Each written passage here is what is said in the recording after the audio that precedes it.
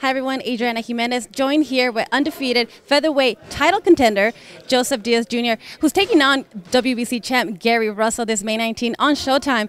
Well, Jojo, you've been asking for this fight, and now that it's signed and delivered and so close, how excited are you, and what are you excited to showcase on May 19? Oh, I'm very excited.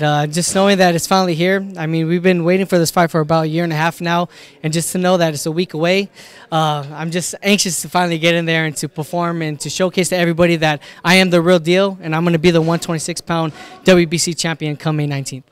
I mean, you look very excited, very emotional. How do you stay calm and stay focused? Yeah, well, I let the emotions make me more motivated. Just thinking about my family, thinking about how they're going to be once I get my hand raised, thinking about how our lives are going to change after this fight, thinking about me inspiring the kids from my community. They're always watching me train, so knowing that I could bring a bout back home to them, it's all inspiring. It's more motivation to me to make sure that I'm 110% come fight night and make sure that I'm going to bring out the best in Gary Russell Jr. and beat him up pretty bad. When you visualize the fight, how do you think it's going to end? Do you think it's going to go toe-to-toe and, eventually stop him? Yeah, well, Gary Russell, he's been talking a lot of mess and he's been talking a lot of crap, saying that he's going to knock me out, that the fight's not going to go the distance, but he better watch what he's asking for, man, because I know what I'm bringing to the table, and I know I'm going to be the stronger guy in there, the bigger fighter in there, and I know I'm going to be landing some vicious blows. So he's saying that he's going to give the fight fans a great fight and he's going to give the fight fans a knockout, so I like to see him back it up. So I'm going to go out there. I feel like my prediction is going to be I'm going to walk Gary Russell down, break him down mentally and physically to the point where he's never been, and I'm going to come out victorious.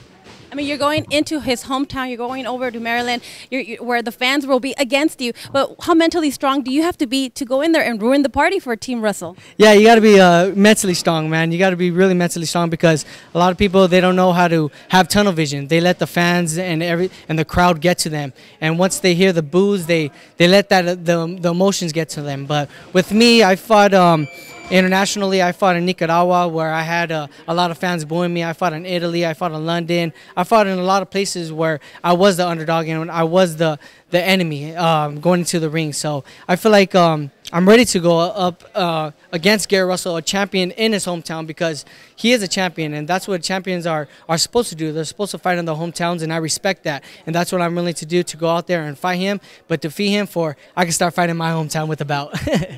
If victorious against Gary Russell, would you consider yourself #1 on 126? Oh, absolutely, absolutely, because everybody is fearing Gary Russell Jr. Nobody wants to fight him. So knowing that I was willing to take on the fight, I was asking for this fight, and knowing once I beat him, I am going to be the 126-pound king. I'm going to be on top of the throne, and then I'm going to be calling out all the other champions.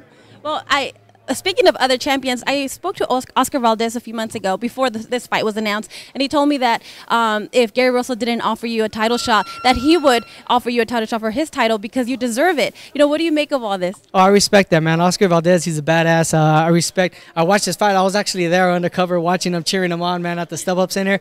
Man, just knowing that he had a broken jaw in the 3rd round and he was able to fight through it. He's a true champion. He has a heart of a champion, and he's a tremendous warrior.